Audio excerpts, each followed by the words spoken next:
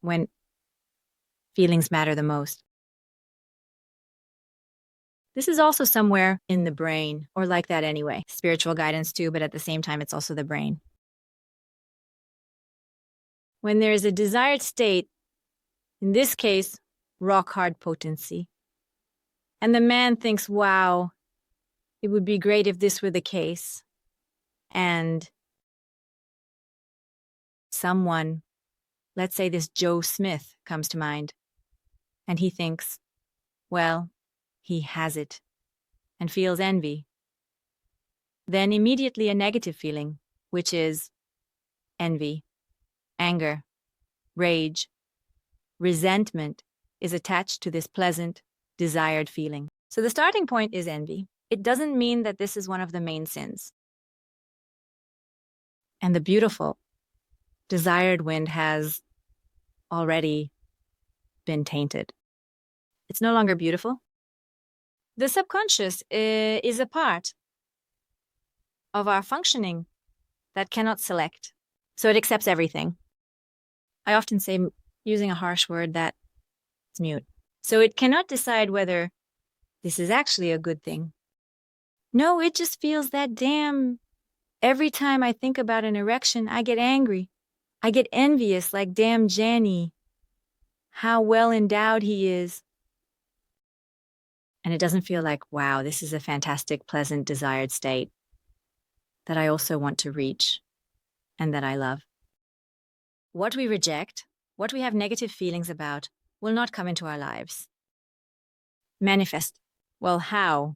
The subconscious protects us from negative or bad habits. Doesn't it want what we feel negatively about to come in? Only what is positive, what we welcome with open arms, with an open heart, and what we have good feelings about should come in. And this is one of them. The other is the sense of familiarity. I didn't come up with this. When we feel something, or well, when something happens and we feel something, it gets stored that this feeling is associated with it. And when we find ourselves in a similar situation next time, that feeling is activated from the subconscious. And now again, Yoska Pista, Yoska Pista. I'm there in vocational high school, and Joska Pista has already been with all the girls, but I can't get it up, or I don't know. I'm withdrawn, and it doesn't work out, or I don't even try. It doesn't matter. Usually in such situations, a person doesn't blame themselves, but rather Joska Pista. This is the first thing that sinks into the subconscious, that the possibility of getting angry or having a successful relationship or the chance to pick up girls depends on luck or anything else, but definitely not on something positive or attainable for me.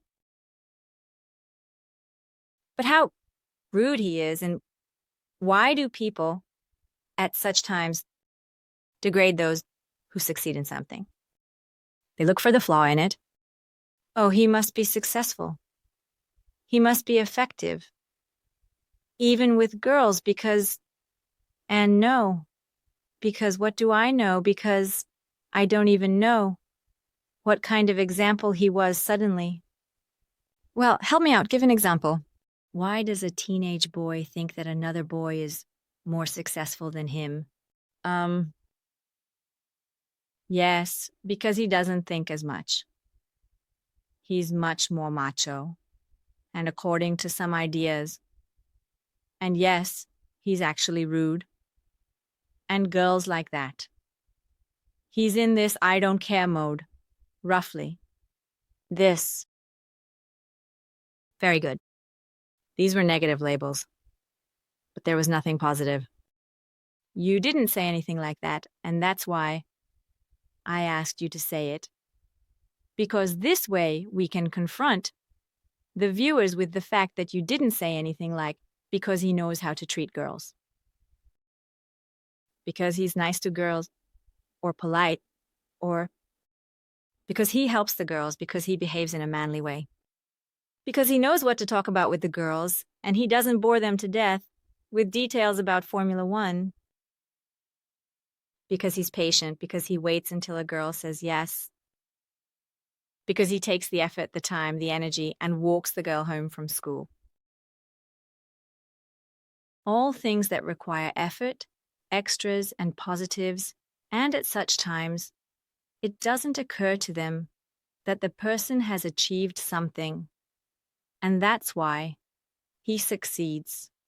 And I don't accept the excuse that he succeeds because he's handsome. No, because there are handsome guys who nobody wants because they repel girls, or simply not. So, it doesn't always depend on that.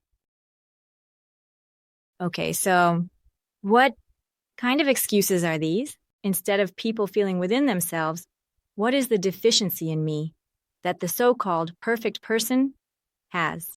But returning to this, so the first memory or the first ingrained feeling is that, well, only the jerks, only the bad boys succeed. As you said, the macho guy, and I don't even know, the one who doesn't think and doesn't care. So, when you want to succeed with a girl, let's say you turned 18, and now I'm just saying, an age just off the top of my head. And it would be the first opportunity. What is the feeling that gets activated from the subconscious regarding the erection? The one that was previously stored and felt that negative things are needed for this to happen. It won't happen. I understand. In such cases, one tries to override it with consciousness. It doesn't matter because the subconscious governs our lives. Of course, to some extent, our consciousness does too, doesn't it? Well, I read that it's 5%, which is obviously very little.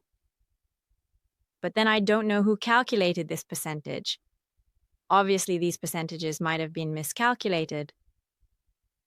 But the point is that the subconscious dominates. So no. No, envy is not a good thing. Not just because of this, but also because nothing good ever comes from envious people, or they ruin others' lives with their envy, if they are able to do so.